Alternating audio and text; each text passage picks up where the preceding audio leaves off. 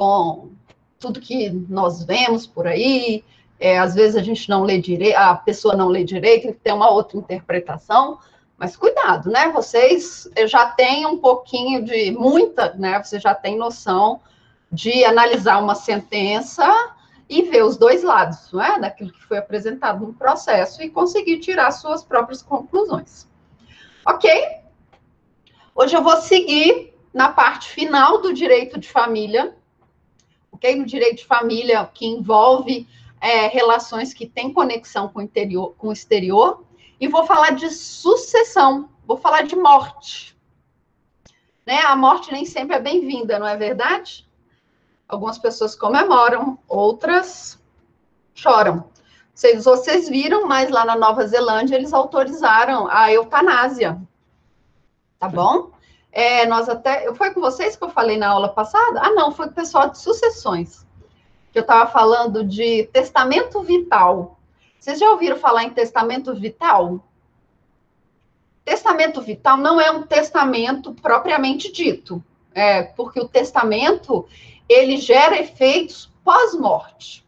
O testamento vital é a forma como você quer morrer. Então, você deixa expresso a forma como você quer morrer. E você pode colocar lá, olha, se por acaso eu tiver uma doença terminal, eu quero que os meus aparelhos sejam desligados, a eutanásia, não é a boa morte, que é aquela em que a pessoa opta por terminar a sua vida se ela tem em determinadas situações. E aí eu perguntava para ele se o testamento vital era um testamento mesmo, não é? Não é um testamento. Mas tem sido muito usado para essas pessoas que possuem essas doenças sem cura, ok? Ou quem está em câncer em estágio terminal, já não tem mais expectativas, ok? Então, lá na Nova Zelândia foi aprovada a eutanásia e foi uma conquista comemorada pelas pessoas que possuem parentes nessas circunstâncias, porque é um sofrimento muito grande, é um sofrimento para a família e também é um sofrimento para a pessoa, ok? Então, às vezes, a morte pode ser bem-vinda, beleza? Então, vamos falar de sucessão, ok? Deixa eu abrir aqui meu aparelhinho. Estão vendo? Sim, não é? Hoje a aula vai ser rapidinha. Vocês decidiram com relação ao trabalhinho? Vão ser só aqueles meninos mesmo que vão querer fazer um trabalho? Professora, aqui é o Elvis. Que trabalho é esse? Porque eu estava no finalzinho da aula, foi que eu ouvi falar, né? Ah, sim, Elvis. O que acontece? Os alunos que quiserem fazer um trabalho final para ajudar na nota da prova, vai poder fazer um trabalhinho sobre... Onde eu anotei aqui? Peraí, deixa eu achar aqui na minha bagunça. Você vai poder fazer um trabalhinho sobre os blocos econômicos, ok? Você pode escolher um bloco econômico e aí você vai falar sobre ele 5 minutos. Você vai falar quando ele foi constituído, se ele é um bloco econômico, se ele é um bloco político, se ele tem, nós vamos ver supranacionalidade, se ele não tem, quem são os membros, essas coisas. Isso tá? É para a nota desse bimestre? Do segundo bimestre. Pode ser. Tá? Você quer falar? Sobre os blocos econômicos. Né? Não, aí eu vou escolher um bloco econômico para você. Ah, tá. Vou só anotar aqui, presta atenção um pouquinho. Tá, Elvis, então. É o nosso último dia de aula, dia 26/11.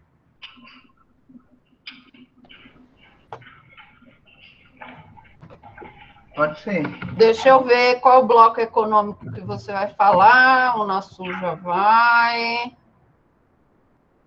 Deixa eu ver aqui um bloco bem legal para você falar. Mais alguém? Mais alguém quer participar? Aloysio, professor. Boa noite. Oi? Professor, eu também quero. Boa noite. Aloysio. Boa noite. Quem quer? Aloysio. É o Aloysio e quem mais? O Regis. Regis. Deixa eu ver aqui os blocos econômicos que eu vou escolher para vocês. Os casos de coronavírus. Espera aí, só um minutinho aqui. O Aloysio, o Elvis e o Regis? Isso. Ah, beleza. Então, deixa eu ver aqui. Ó, eu quero, então, que o Aloysio... Ó, o Aloysio vai falar do acordo andino. Tá bom? O Aloysio vai falar do acordo andino. Professora, esse acordo andino. Oi, você vai ter que pesquisar. O Elvis e o Regis vão falar da União Africana. Tá bom? Qual a data de apresentação? Dia 26/11.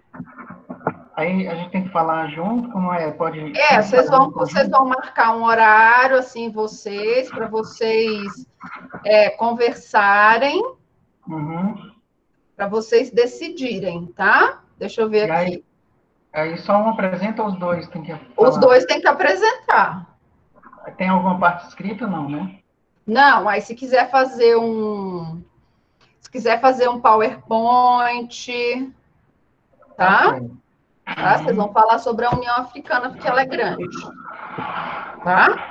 No dia 26, né? 26/9? E dia 26/11, de 5 a 10 minutinhos, nada mais do que isso.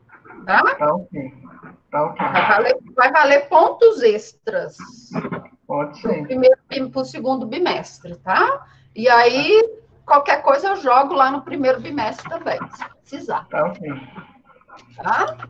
Valeu, obrigado. Beleza? Então, vamos lá, vamos começar. Sucessão.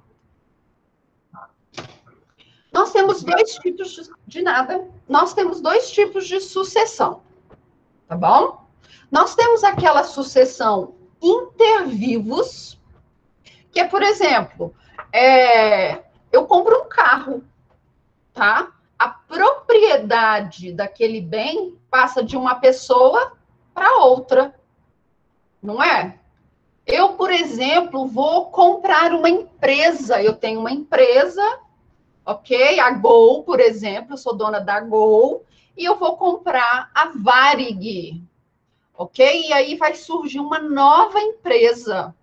Eu tenho uma sucessão, beleza? E eu também vou ter a sucessão causa-morte, que é aquela que vai ocorrer no momento do falecimento. É essa que interessa aqui para a gente no direito das sucessões internacional. É essa sucessão que vai ocorrer no momento em que a pessoa morre. Porque aí, no momento em que aquela pessoa falece, eu vou ter a transmissão do patrimônio dessa pessoa, seja os bens, sejam as dívidas, para os herdeiros. Ok? Então, é essa ação, é essa sucessão que nos interessa. Tá bom? E aí, a sucessão, nós usamos um termo bem comum, que é o de cujus, não é verdade? Mas de onde surgiu esse termo, né? O de cujus successione hereditatis agitur. Ou seja, de quem se discute a sucessão. Aquele de quem se discute a sucessão. Tá bom? Vamos lá. A sucessão, então, é esse momento em que a propriedade, nós vamos ter a transmissão da propriedade da pessoa que falece para os seus herdeiros ou legatários. Mas, antes de acontecer essa sucessão, nós vamos ter o direito de suceder, ok? O direito de suceder nada mais é do que um direito garantido na nossa Constituição, ok? Um direito que foi, que existe há muitos séculos, desde de Roma, nós já temos esse direito de suceder, o testamento, nós temos mais com a Revolução Francesa. Esse direito de suceder, ele passou de do primogênito para os herdeiros. Então, nós tiramos aquela ideia de que o primogênito é que vai receber a herança do pai ou da mãe, para aquele momento em que todos os filhos passam a receber a herança. Então, o direito de suceder, ele é um direito seu, tá bom? Ele é um direito seu que você não pode vender, você não pode trocar, você não pode penhorar, você não pode fazer nada com o seu direito de suceder, porque ele é seu, ok? O que você pode fazer é renunciar à herança. Ninguém é obrigado a receber herança que não quer. Mas o seu direito de ser herdeiro, ele é seu. Ele se mantém, tá bom? Desde o momento em que você nasce.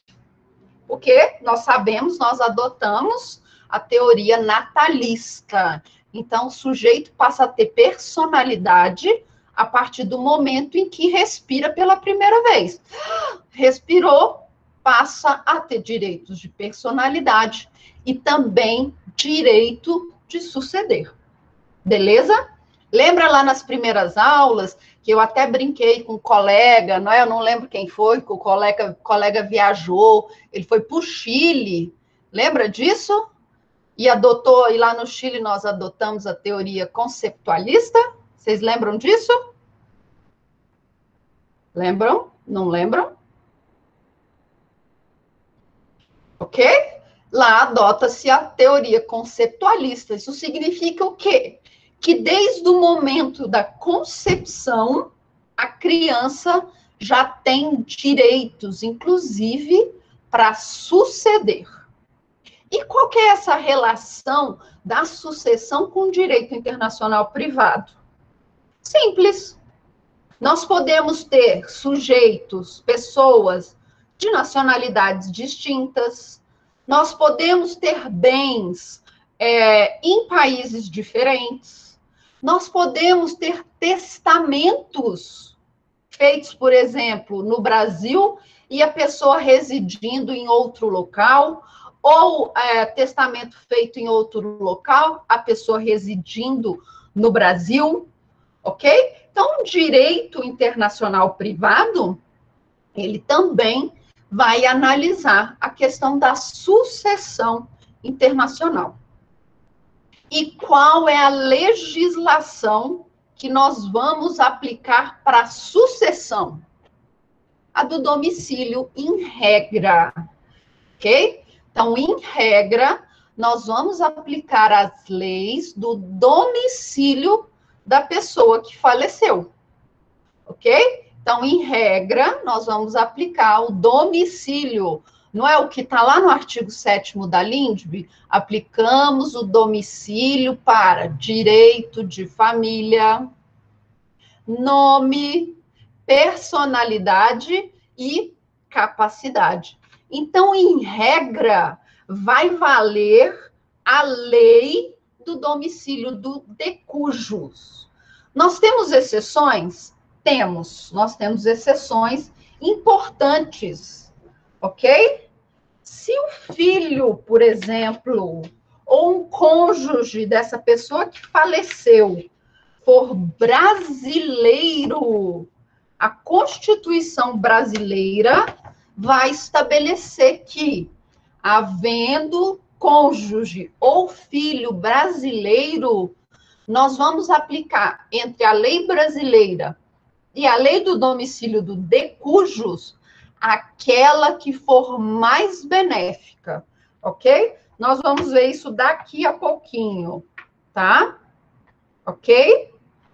E lá no artigo 10 da LINDB, que vai falar, a sucessão por morte ou por ausência obedece à lei do país em que domiciliado o defunto ou o desaparecido, qualquer que seja a natureza e a situação dos bens. Agora, prestem atenção. A sucessão de bens de estrangeiros situados no Brasil será regulada pela lei brasileira em benefício do cônjuge ou dos filhos brasileiros, ou de quem os represente, sempre que não lhe seja mais favorável a lei pessoal do de cujos, ok? Então, nós vamos aplicar para sucessão, ok? A lei do domicílio do de cujos. Beleza? A lei do domicílio do de cujos. Vamos falar um pouquinho de capacidade para suceder. Quando nós falamos em capacidade de suceder, nós vamos ter que separar em quem é herdeiro e quem realmente tem capacidade de suceder. Quem que pode ser herdeiro? Quem pode ser herdeiro? O que diz a lei brasileira? Quem pode ser herdeiro? Tem? Quem pode ser herdeiro? Quem pode ser herdeiro? Quem nasce com vida. Aqui no Brasil. Aqui no Brasil, quem nasce com vida pode ser herdeiro. Quem nasce com vida, então, tem o direito de suceder. Mas lá no Chile, por exemplo, o bebê na barriga da mãe, sem nascer ainda, ele pode ser herdeiro. Ok? Então, quem ainda não nasceu lá no Chile pode ser herdeiro. Tá? Então, imagine a seguinte situação. O nosso amigo Wesley, tá? Passou, né? Estudou, né, Wesley? Estudou. Passou no concurso para juiz federal. Ele é o nosso juiz federal, não é verdade? Aí o Wesley, feliz, ele vai comemorar a aprovação no concurso. Era tudo que ele queria, tá? E aí ele vai passar um tempo no Chile. Quando chegou lá no Chile, ele conheceu uma chilena. Foi amor à primeira vista. Não é verdade, Wesley? Amor à primeira vista, tá? Eles estavam lá no albergue, ali rolou. Consentido, não é, Wesley? Tem que tomar cuidado. Você tem que ter certeza que ela quer. Consentido. A menina ficou grávida. Ela, a mãe, reside no Chile. A partir do momento da concepção, aquele bebezinho é herdeiro do Wesley. Se acontecer qualquer coisa com Wesley e ele vir a falecer, aquele bebê, ainda que esteja dentro da barriga da mãe, ele é herdeiro do Wesley. Ok? E se o bebê não nascer, a mãe tiver um aborto, por exemplo, um aborto espontâneo e perder o neném, quem é herdeiro do bebê? A mãe. Ok? Tá bom? Então, a qualidade de ser herdeiro vai valer com as regras do domicílio da pessoa que faleceu. Então, se o Wesley resolve se mudar para o Chile, ok? Se o Wesley resolve se mudar para o Chile, ele vai ter que obedecer à lei chilena. E a lei chilena diz que qualquer pessoa, desde a concepção, tem personalidade jurídica e pode ser herdeiro. Tá bom? Então, quem são os herdeiros no Brasil, para o Brasil? As pessoas que nascem com vida. Tá? Então, se fosse ter uma discussão sobre esse bebê do Wesley, ok? O juiz, por exemplo, chileno, ia ter que se valer de qual lei? Da lei do domicílio do de cujos, que seria a lei brasileira, tá? Que aqui no Brasil, quem pode ser herdeiro? Qualquer pessoa que nasce com vida, ok? Se ela tiver sido concebida, ok? Nós precisamos aguardar o nascimento daquela criança, tá bom? Nós precisamos aguardar. Tanto que lá em sucessões, vocês viram na parte de inventário, por exemplo, que se a criança ainda não nasceu, ela está, por exemplo, na barriga da mãe ainda, não, por exemplo, né, não tem exemplo, ela está na barriga da mãe. Se ela está na barriga da mãe ainda, os bens daquela criança vão ser separados e vão ser cuidados pelo inventariante.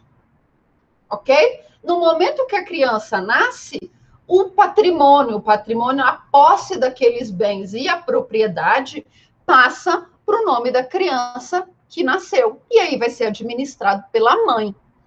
Ok? Então, as crianças que são concebidas, elas também têm direito, tá? Elas também se legitimam, mas nós precisamos aguardar o nascimento. Beleza? Então, a filhazinha lá do Mateus foi concebida, tá? Foi concebida no momento da abertura da sucessão. Ela pode, então, ser herdeira do Wesley, beleza? E a capacidade de suceder. Enquanto a qualidade de herdeiro, nós vamos observar a lei do domicílio da pessoa que faleceu, a capacidade de suceder, aí sim eu vou observar a lei do domicílio do sucessor. É por isso que o bebezinho lá do Wesley, que está na barriga da mãe, ele vai ser também herdeiro, ok? E aqui eu trouxe um exemplo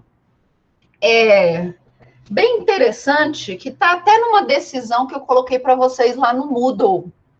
Lá na Espanha, filhos adotados, eles não têm capacidade sucessória. O que isso significa? Que lá na Espanha, eles fazem diferença entre filhos, que aqui no Brasil nós não fazemos, tá bom? Aqui no Brasil, filho é filho, seja filho fora do casamento, seja filho biológico, seja filho adotado, é filho. Tá lá na Constituição 226. Filho é filho, tá? Ok? Nós não fazemos distinção, mas na Espanha eles fazem. O filho adotado, por exemplo, ele não tem direito, o droit de saisine. Ele não tem o direito de suceder os seus pais adotantes. Ok? Ele vai ser excluído da sucessão.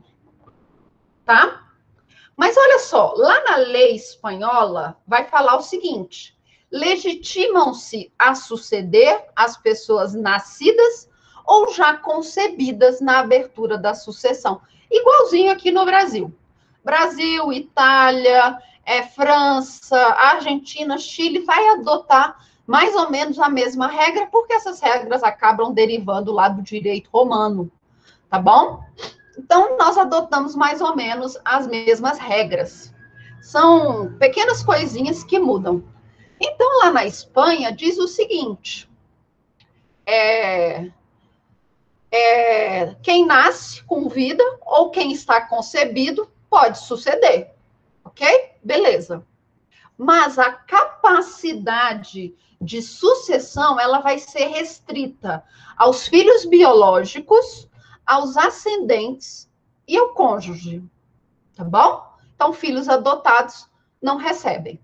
E aí, o que nós temos nessa decisão que eu deixei para vocês, que é uma decisão bem interessante? O pai morava na Espanha, ok? Ele tinha uma filha adotada que morava no Brasil e ele tinha bens no Brasil, tá? E ele tinha bens aqui no Brasil. E ele tinha uma filha adotada.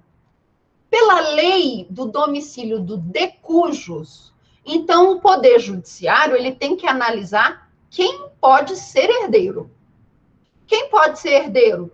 Pessoas nascidas ou concebidas. Tá bom? A filha adotada é uma pessoa nascida e viva? É. Então, ela tem qualidade de ser herdeiro. Mas incapacidade de suceder? Pela lei espanhola, ela não poderia suceder o pai. ok? Mas pela lei brasileira, porque ela residia no Brasil, qualquer filho herda, seja biológico, seja adotado, tá bom? Nós não fazemos essa distinção. Então, os bens que estavam aqui no Brasil foram partilhados também pela filha adotada. Então, a filha adotada foi considerada herdeira e com capacidade sucessória para receber o bem, ok? Então, quando nós formos falar de sucessão, de capacidade para suceder, nós teremos de observar essas duas regras: qualidade de herdeiro e capacidade, ok? Capacidade estrita para suceder. E nós vamos observar os domicílios. Na qualidade de herdeiro é o domicílio do de cujus, e na capacidade de suceder é o domicílio da pessoa que sucede. Então, aqui, no direito brasileiro, nós não vamos fazer distinção. Tá bom? Outra situação, a do Chile, que é a mais comum, que é a mais usada em exemplos, tá bom? É se a criança falecer dentro da barriguinha da mãe, tá? Aquela criança, ela tinha capacidade sucessória, porque ela tem capacidade sucessória do momento em que ela é concebida. Então, pela lei chilena, ela já tem capacidade. Se ela faleceu dentro da barriga da mãe, quem é a herdeira daquele bebê? A mãe, tá bom? O ascendente. Então, o ascendente vai receber os bens que caberiam à criancinha, tá bom? Alguma dúvida, pessoal? Alguma dúvida com relação a isso? Então, qualidade, domicílio do de cujus, capacidade de suceder, domicílio do sucessor. Ok? Momento da abertura da sucessão e o local. Qual é o momento da abertura da sucessão? Se for uma morte real, o que é a morte real? É aquela que eu sei que a pessoa faleceu. Eu estou indo lá, eu estou indo no velório, tá? Eu vi o corpo da pessoa, a pessoa faleceu, eu vi a pessoa falecendo. Isso é morte real. Se eu tenho a morte real, a partir do milésimo de segundo que a pessoa faleceu, eu tenho a abertura da sucessão. Então, a abertura da sucessão na morte real, ela vai ocorrer com a morte, com o falecimento da pessoa. Logo em seguida ao falecimento, milésimos de segundos após o falecimento, começa, então, a sucessão. E se eu tenho uma morte presumida? O que é morte presumida? Vocês lembram lá do primeiro bimestre? Lá do primeiro semestre? Lá com o professor Felipe Loureiro? Vocês lembram disso? Morte presumida? Imagina o pai, a criancinha estava chorando muito, não é? Chorando. O pai já não estava aguentando mais aquele choro. Estava desesperado. Aí ele fala assim, vou ali na padaria comprar um leite. E nunca mais aparece. Nunca mais aparece. E aí? Você viu o corpo dessa pessoa? Você sabe se essa pessoa está viva ou se ela está morta? Você não sabe. Então, você tem uma morte presumida. Presume-se que aquela pessoa morreu. E na morte presumida, a sucessão, ela vai ser, primeiro, uma sucessão provisória, e essa sucessão provisória, ela vai ocorrer 1 ano após a declaração de ausência, ok? E depois de 10 anos dessa sucessão provisória, aí eu vou ter a sucessão definitiva, em que os bens vão ser transmitidos para os herdeiros daquela pessoa. E o que é a morte sem declaração de ausência? A pessoa pega um avião aqui, tá? Ela tem uma reunião lá do outro lado do Atlântico e o avião cai no mar. Tem o corpo, você consegue achar os corpos? Não, ninguém sabe. Acharam uns pedaços do navio, mas ninguém achou os corpos. É certeza que aquela pessoa faleceu? É, ela estava naquele navio. Ninguém nunca mais achou os corpos. Tem pedaço do avião. Morte presumida sem declaração de ausência. Basta o juiz dar uma declaração dizendo, olha, realmente a pessoa faleceu, ela estava, estão as provas aqui de que ela estava naquele voo, ok? Tá aqui, ela realmente embarcou. A foto da pessoa dentro do avião, mandou a foto para o filho, né? Ou ouvir o áudio, ó, estou embarcando agora, já estou dentro do avião, faleceu, ok? A partir desse momento, então, nós vamos ter a abertura da sucessão. Em que local, em que lugar nós vamos abrir a ação de inventário e partilha? Em que lugar nós vamos fazer isso? No último domicílio da pessoa que faleceu, tá bom? Então, se a pessoa tinha como domicílio Brasília, o inventário deve ser aberto em Brasília. Se tinha como domicílio Nova York, o local da abertura da ação de inventário e partilha é em Nova York, tá bom? Então, em regra, vai ser o último domicílio. E se tiver mais de um domicílio? E se a pessoa passasse 15 dias em Brasília, 15 dias em Miami, por exemplo?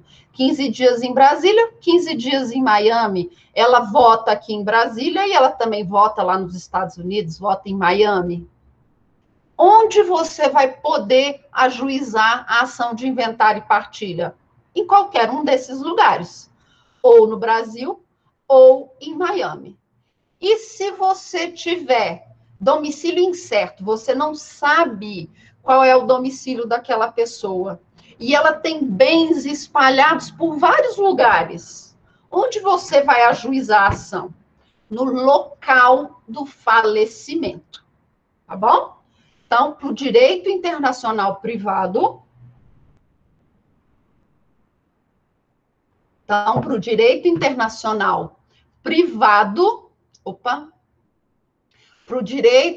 anotem, para o direito internacional privado, quando nós tivermos domicílio incerto e bens em locais diversos, ou seja, eu não sei precisar onde aquela pessoa morava, tá? Ela tem bens no Brasil, ela tem bens nos Estados Unidos, ela tem bens no Panamá, ela tem bens aqui no Brasil, ela vai ter bens lá no Rio Grande do Norte, lá no Rio Grande do Sul, em São Paulo. Onde eu vou abrir a ação de inventário e partilha? No local do falecimento da pessoa. A professora, ela estava no avião que caiu no mar. Ok, de onde saiu esse avião? Qual foi a última parada desse avião? Vai ser o local de falecimento. Ok? E quanto aos imóveis localizados no Brasil? E aí? Vai valer aquela regra de que o Brasil tem competência absoluta para tratar de imóveis localizados no Brasil. Mas aqui, quando eu falar de sucessão, ainda que aquele bem imóvel esteja no Brasil, eu vou aplicar a lei do domicílio do de cujus, tá bom? Então, o nosso amiguinho, né, ele tinha, então, essa casa aqui, ele tinha casa aqui no Brasil, ele tinha casa lá no Miami, ele tinha casa no Panamá, e o domicílio dele era num desses 3 lugares, tá? Quanto ao bem localizado no Brasil, aí o Matheus está perguntando, mas quem vai processar é o Brasil? Não, são os herdeiros que vão ajuizar a ação de inventário e partilha, tá, Matheus? Mas eu falo assim, professora, no caso de processar e julgar, é os herdeiros que vão entrar, é o Brasil que vai cuidar da ação, mas é a lei do domicílio de cujus que trata. Isso, então vão ser os herdeiros, tá? Os herdeiros que vão ajuizar a ação. Aí no polo ativo, quem vai estar? O espólio, Não é assim? Espólio no polo ativo, herdeiros no polo passivo, tá? A ação vai ser obrigatoriamente, se tem bem imóvel no Brasil, vai ser obrigatoriamente ajuizada no Brasil, tá?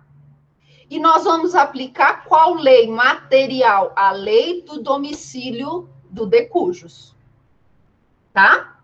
A lei do domicílio do de cujos. Beleza? Então, imóvel no Brasil, a competência para analisar essa ação de inventário e partilha, juiz brasileiro. Se tem imóvel no Brasil, juiz brasileiro vai analisar a ação de inventário e partilha, que vai ser proposta pelos herdeiros com base na lei do domicílio do de cujos. Tá bom?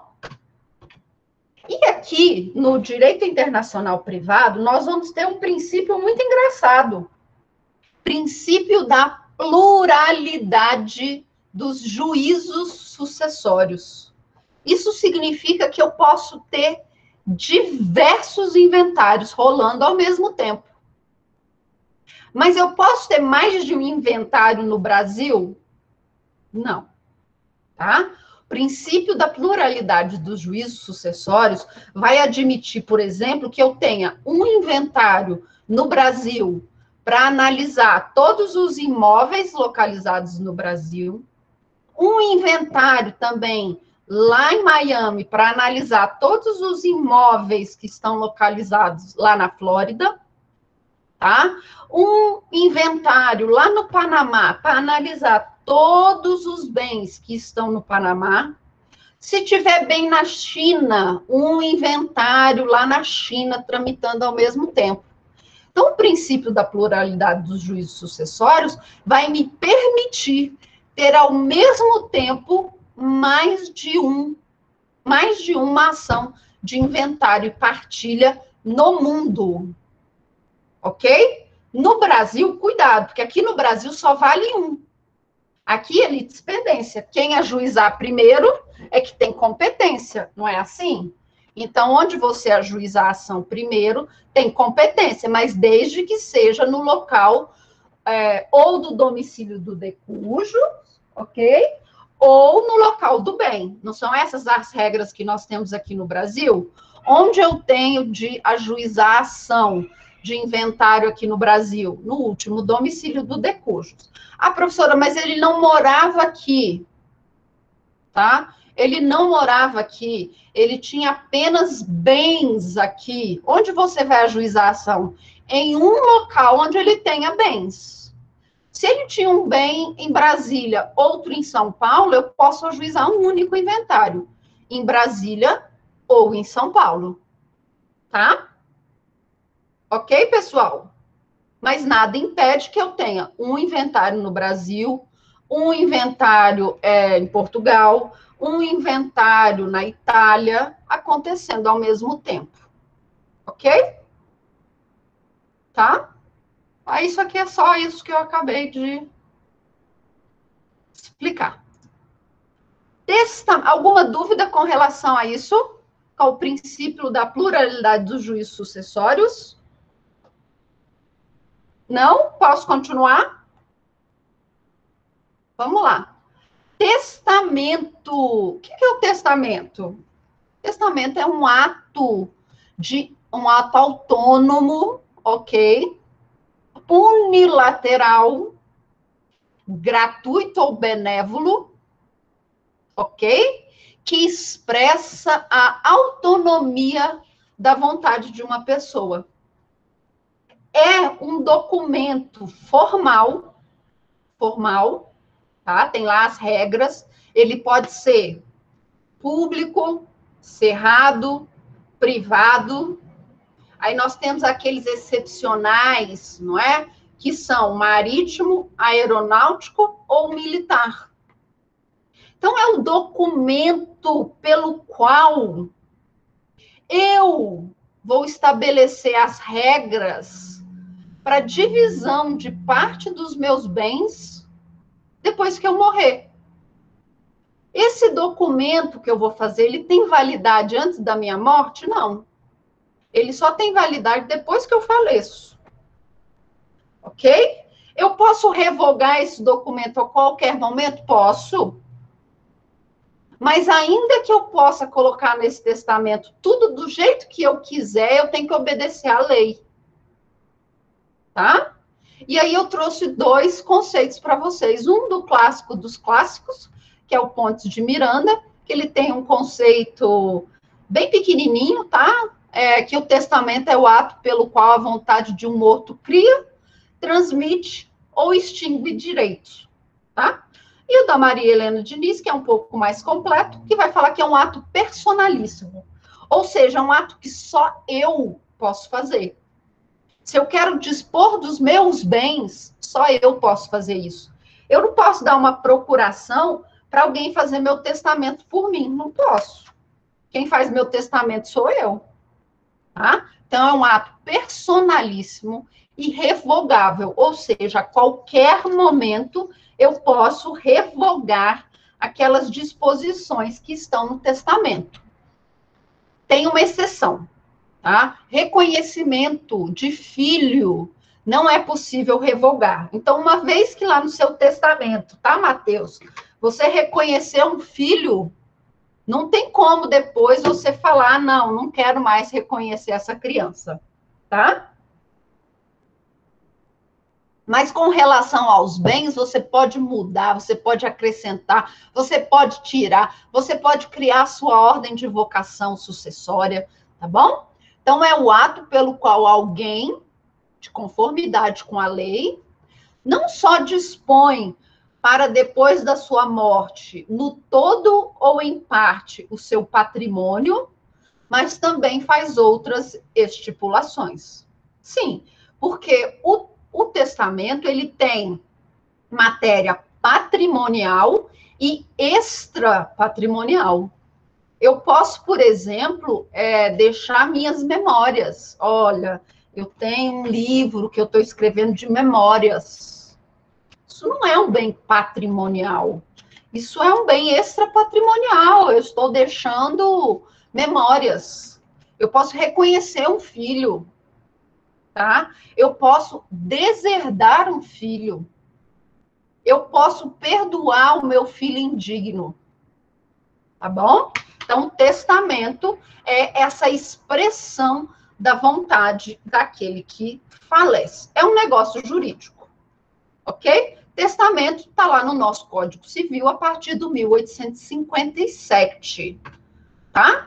Aqui as características, ele é unilateral, ele é gratuito, ou seja, não tem contrapartida nenhuma. Eu não espero dinheiro em troca. Eu não espero uma compensação por aquele bem, até porque eu já morri. Como que eu vou gozar do dinheiro que eu vou receber em troca daquele bem se eu já faleci? Tá bom? Ele é personalíssimo e ele é revogável. Lembrando, então, que o reconhecimento de filho não é revogável. As formas de testamento. Já disse para vocês, nós temos os testamentos público, cerrado e particular. O que é o testamento público? É aquele que você faz lá no... você faz lá, desculpa, lá no cartório, ok? É aquele testamento que eu vou lá no tabelião e falo, ó, eu quero fazer um testamento. Aí ele vai falar, tá bom, dita aí o que você quer que eu vou escrever. Aí ele dita, tá bom? Ele lê em voz alta o testamento e 2 testemunhas assinam. Ok? Eu também tenho testamento cerrado. Testamento cerrado eu faço aqui na minha casa, aqui no computador, tá? Esse aqui cerrado, ele é secreto, ninguém vai saber o que eu estou escrevendo nesse meu testamento. Vai ser uma surpresa quando eu falecer e as pessoas ficarem sabendo. Então, eu venho aqui, escrevo, assino, vou lá no tabelião e falo para o tabelião, ó, isso aqui é meu testamento, tá bom? Aí o tabelião vai perguntar para mim, na frente de 2 testemunhas, essas são as suas últimas vontades? Você tem certeza que essas são suas vontades? E aí eu vou falar para ele, tenho certeza, porque aqui eu escrevi, fui eu que escrevi e assinei. Tá bom? Demógrafo, tá? Eu escrevi e assinei. tá? Aí o tabelião vai pegar o meu testamento, vai dobrar o meu testamento e vai costurar o meu testamento. Ai, que lindo, né, gente? Vai costurar o meu testamento. 7 costuras. E aí ele vai colocar um selo. Antigamente era aquele selo de cera, não é? Agora não, agora é aquele selinho que é prateadinho, sabe? Aí ele vai pôr um selo que vai lacrar o meu testamento. Sabe que horas meus herdeiros vão poder abrir meu testamento? O dia que o juiz mandar abrir. E na presença do juiz. Então, na presença do juiz, os meus herdeiros vão lá e vão quebrar o lacre. E vão ler as minhas últimas vontades. Eu, Caroline, em sã consciência, não deixo nada para os meus herdeiros, filhos ingratos, nunca me obedeceram. Dramático, não é? É dramático mesmo. É esse negócio assim, arcaico, tá bom? E o particular? O particular é aquele que eu faço e 3 pessoas assinam, ok? 3 pessoas, 3 testemunhas assinam esse meu testamento particular, ok? Então, esse eu estou aqui, às vezes, no leito da morte, eu peço para o advogado, não é assim que acontece em filme? Aí você fala, chama fulano de tal, meu advogado. Aí chama fulano de tal, ele já chega com uma pastinha. Aí ele vai ditar.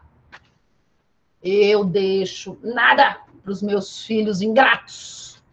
Aquele meu filho que me traiu, me apunhalou pelas costas, eu quero deserdá-lo. Ok?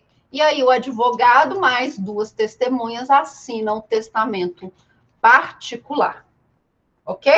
E aí nós vamos ter o testamento especial, extraordinário, que são aqueles que vão ocorrer justamente em momentos extraordinários. Ganhei na Mega Sena. Uhul! Vou fazer aquele cruzeiro da volta ao mundo, quase 1 ano viajando, tá? Minha primeira semana de cruzeiro, eu chego naquele restaurante, gente, eu nunca fiz viagem de navio, mas deve ser um negócio, né? Aí, se eu chego naquele restaurante ali, tem até lagosta, camarão, ostra, e eu falo assim, hoje eu vou me esbaldar. Aí, tô que como ostra, né? Lagosta, camarão, desce mais, vem. No outro dia, comecei a suar frio, né? Vocês sabem do que eu tô falando, não é?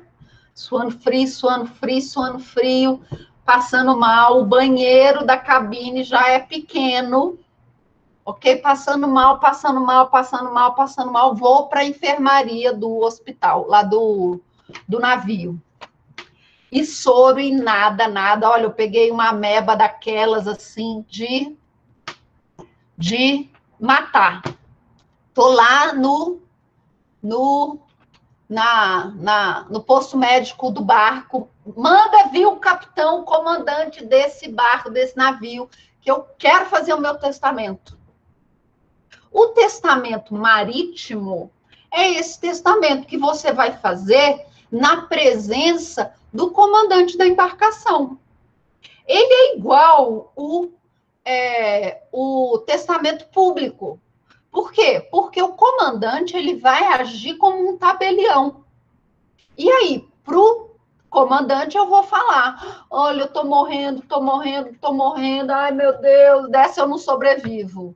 Aí, o comandante, então, ele vai pegar as minhas últimas declarações de vontade. Ok? Passou-lhe 2 dias tomando soro, eu melhorei, esse meu testamento, ele é automaticamente revogado. Tá?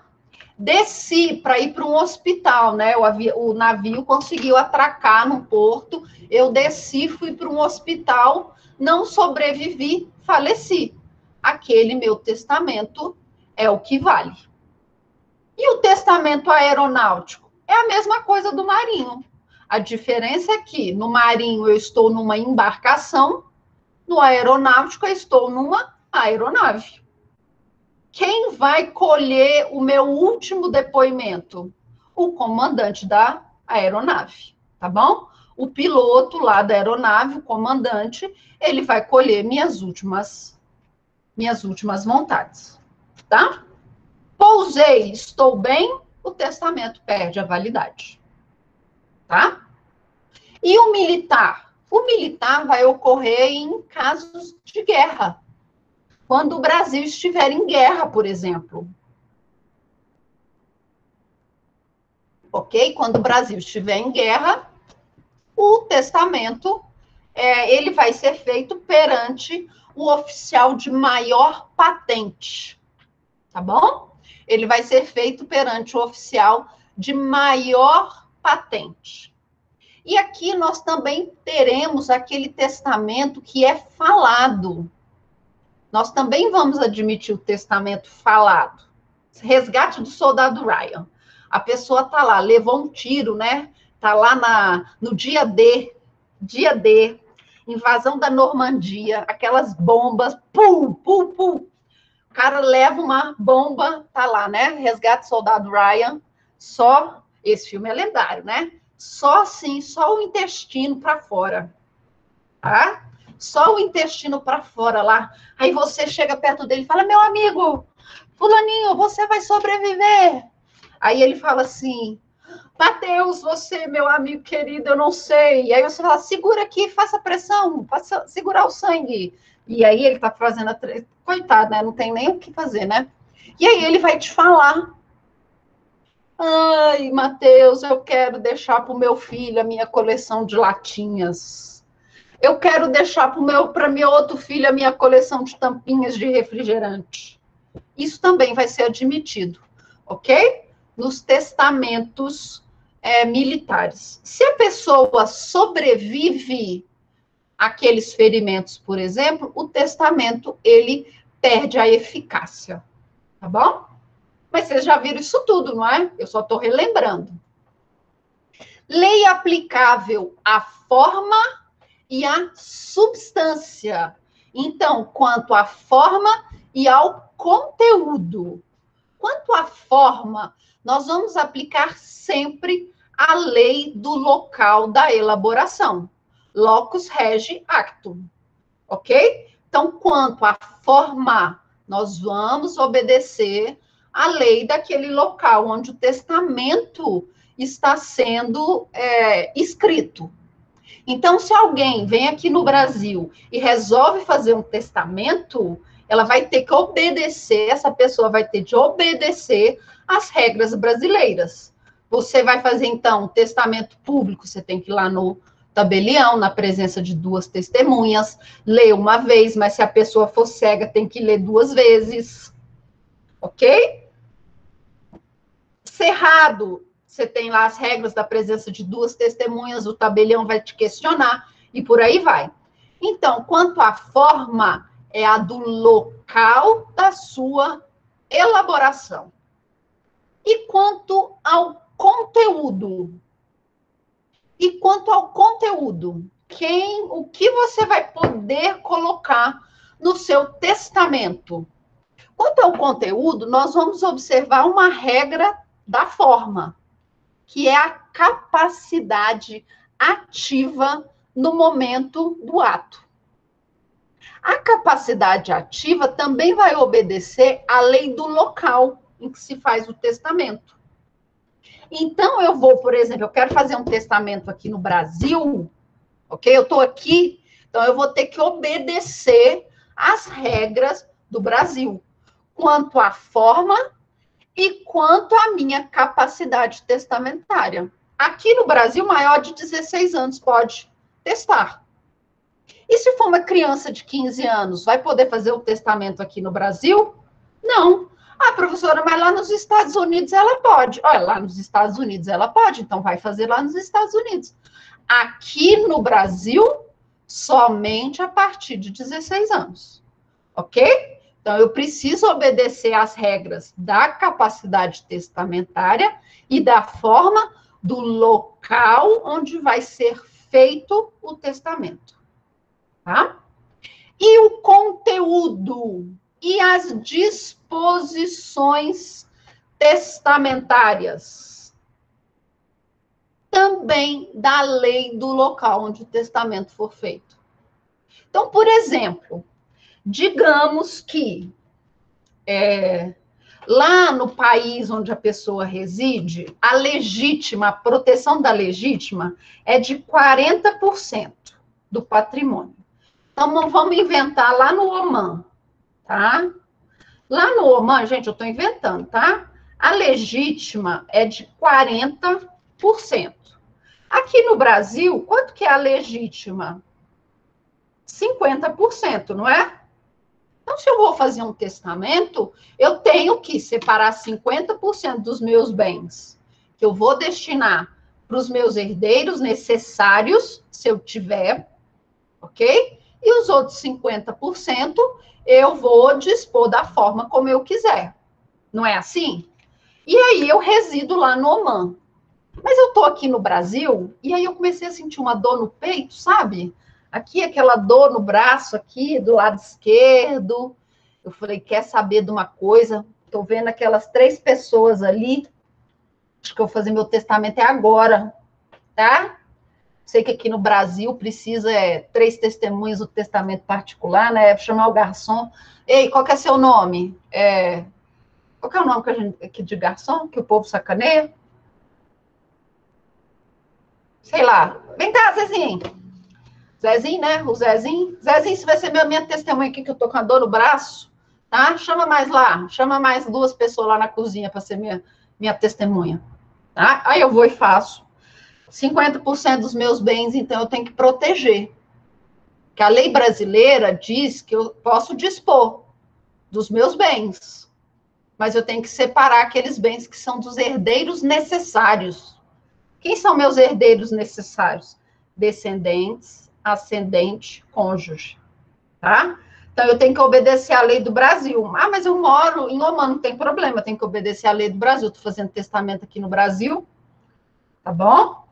Estou fazendo aqui. 50%, então. Eu tenho 120 mil. 120 mil, então, 60 mil. Eu vou deixar para os meus herdeiros necessários. E os meus outros 60 mil, eu vou deixar 20 mil para o Wesley, 20 mil para o Matheus e 20 mil para a Jéssica. Tá bom, não tá? Então, eu vou deixar dessa forma. Eu vou obedecer à lei do local. Tá bom? E aí, tá tudo bem, direitinho, tá? Melhorei, não era nada, era só gases, gente. Não era nada, tá? Só gases. Tá, mas meu testamento foi assinado por 3 testemunhas. E aí eu vou guardar esse meu testamento aqui, ó, dentro da minha pastinha. Beleza? Eu vou deixar meu testamento dentro da minha pastinha. Porque se um dia eu precisar, tá? Se um dia eu precisar, e aí eu tô vivendo, depois de 10, 20, 30 anos, faleço. A lei brasileira mudou. Agora, a legítima não é mais de 50%, ela é de 60%. Ela é de 60% dos meus bens. Qual lei que vai valer? A lei do momento em que eu fiz o meu testamento ou a lei do momento em que eu faleci? Vai valer a lei do momento em que eu faleci. Então, o meu testamento que eu fiz, com base nas regras, na época de 50%, ele vai ter de ser revisto. Porque agora a lei brasileira diz que a legítima passa a ser de 60%. Ok? Então, o testamento, quanto à regra material, eu tenho de obedecer a do local onde ela foi feita. E vai valer a regra material do local onde foi feito também no momento em que eu abri o meu testamento. No momento da abertura do meu testamento. Ok? Então, para testamento, nós vamos aplicar quanto à forma, quanto à capacidade e quanto ao conteúdo, a lei do local onde foi redigido. Ok, pessoal? Alguma dúvida? É rapidinho isso, não é? Alguma dúvida com relação a testamento? Então, lembrando, testamento, quanto à forma, quanto à capacidade de testamento, de testar, e quanto ao conteúdo, vai ser a lei do local onde o testamento foi feito. E se não tiver testamento, nós devemos observar a lei do domicílio da pessoa que falece. Tá bom? Do domicílio da pessoa que falece. E aí nós vamos ter que fazer aquela distinção da capacidade de suceder. Quem pode ser herdeiro é de acordo com a lei do domicílio do de cujos.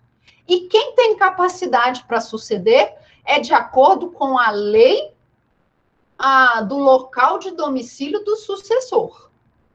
E outra situação, vamos aplicar, tá? Vamos, o falecido residia no Brasil, tá? Residia no Brasil, mas tem filhos que residem, por exemplo, na China, tá? E nós temos bens imóveis no Brasil. Nós vamos aplicar qual legislação nesse caso? Tá? Ele tem filhos brasileiros que vivem na China. Qual a legislação que nós vamos aplicar? A legislação que for mais benéfica para os filhos brasileiros ou para o cônjuge brasileiro. Ok? Então, você vai comparar a lei brasileira ou a lei chinesa. A que for melhor, o juiz brasileiro vai aplicar. Tá bom? Então, quando nós tivermos filhos brasileiros, cônjuges brasileiros, não tiver testamento, nós vamos observar o que está lá no artigo 5º, inciso 31 da Constituição, que vai falar da aplicação da lei mais benéfica. Beleza, pessoal? Alguma dúvida? Com isso, então... Oi. Professora, nesse caso, o de cujos, ele morava na China ou morava no Brasil? Não, Brasil. Ah, tá. Pode ser também, ele morava na China e ele tem filhos brasileiros ou cônjuges brasileiros. Não importa se moram no Brasil ou não. São brasileiros, ok? Aí o juiz vai comparar a legislação do de cujos com a Constituição brasileira, com a lei brasileira. A que for mais benéfica, ele vai aplicar. Tá? Porque a nossa Constituição permite isso. Entendi, professor. Obrigado. Tá? De nada. Porque quando nós falamos em sucessão, ainda que o bem esteja no Brasil, nós vamos aplicar a lei do domicílio do de cujos. Tá bom? Mas se houver essa distinção, essa possibilidade de filhos brasileiros ou cônjuges brasileiros, desse de cujo, dessa pessoa que faleceu, você vai ter que fazer, o juiz vai ter que fazer essa comparação. Qual é a melhor legislação? Tá? Ok? E aí, então, a partir nós terminamos agora, sim, direito de família, tudo que tem a ver com direito de família na esfera internacional. A partir da próxima aula, eu vou falar de direito do trabalho e direito do consumidor, e vou entrar em integração regional, vou falar de integração regional, vou falar um pouquinho de União Europeia, Mercosul, e aí vocês vão fazer as apresentações. Combinado? Olha só o que eu tenho por dia 26. A Kátia e o Ian vão falar dos BRICS, o Arthur vai falar do NAFTA, Evair vai falar da Unasul, a Bruna e o Matheus vão falar do Tribunal de Justiça da União Europeia, que é muito interessante. O Regis e o Elvis vão falar da União Africana e o Aloísio vai falar do Acordo Andino. Combinado? Então, no mais, pessoal, um beijo e até semana que vem. Professora? Oi. Posso falar com a senhora? Claro. Eu não então, sei cancelar. É dúvida ou você quer... Não. Então, deixa eu interromper a gravação.